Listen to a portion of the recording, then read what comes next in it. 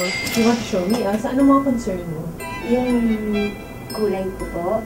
Gusto mong pumuti.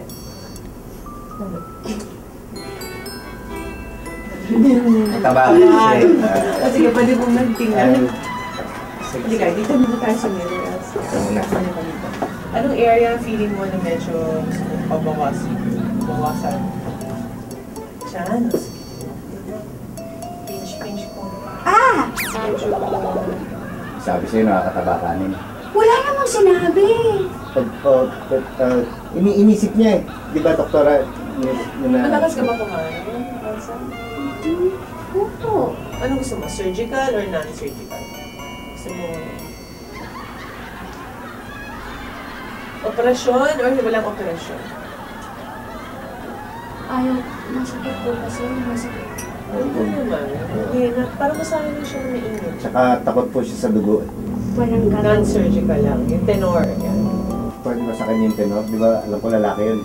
Pitoy, hindi yun. Di ba yun? Oh, yun ang pangalan ng machine. Dito ka na. Ako naman daw. Dito yung doktor. Huwag kang magpapakawa. O, ano naman ang gusto mo? Pwede ba akong gawing parang si Richard Gomez? Richard Gomez! Okay. Oh, pasyente namin si Richard Gomez. Ay, talaga? Oh, si Gomez. I-intend Hindi nyo? naman yan, madalas. Talaga? At saka si Lucy. So may pagkukopyahan pala kayo? Oo, tayo. Masamain. Hindi. Alam mo, ginagawa lang ng Belo. Ikaw pa rin, pero mas gwapong version. Kala ko, sinuulman nyo lang yung mukha, tapos pinapatong nyo sa... Hindi kaya pwede yan. dito. Pero gwapo ka naman eh. Ay! Di ba? O tingnan mo ganda ng smile, maganda ng mata. Gusto mo Kasi ikaw, sabi mo pangit ako. Hindi ko sinabi pangit ka. Hindi mo sinabi maganda itsura. Kaya nga kita nga gusto mo, di ba? Sabi ko magandang lalaki ka. Gustong-gusto mo naman, di ba babae sabi sa'yo, gwapo ka. Hindi mo ganyan sinabi mo. Teka muna. Oh, tingnan ko na ang mukha mo, ha? Okay. Ako may pagkalibos na konti ng balat. May konting double chin na tayo.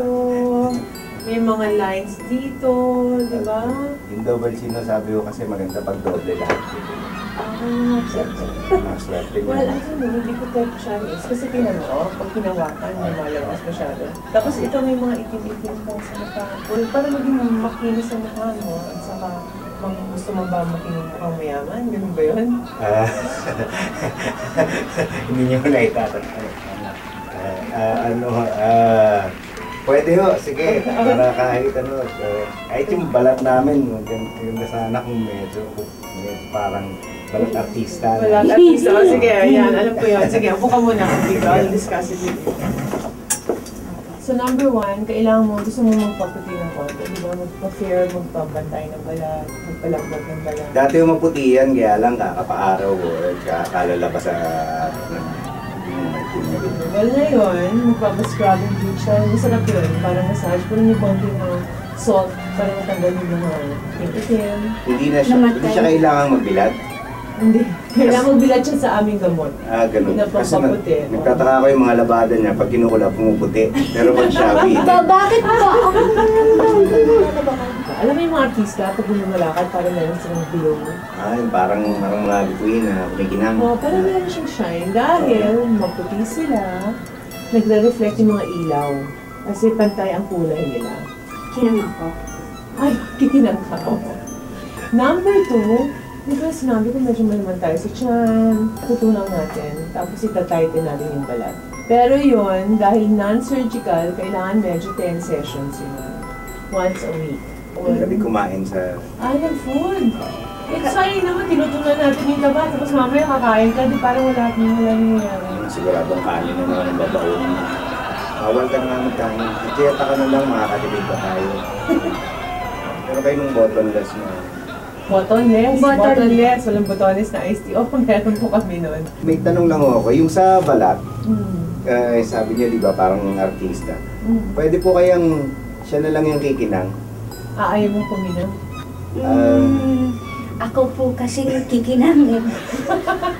Pero gusto mo pa rin pumuti, ha? Oo. Gusto mo ba magpa-tight ng mukha ng konti? Meron kami yung machine thermage naman yun.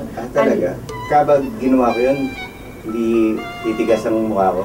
Ready na? Okay. Game! Let's go! Wala na kayong tanong? Wala na ho.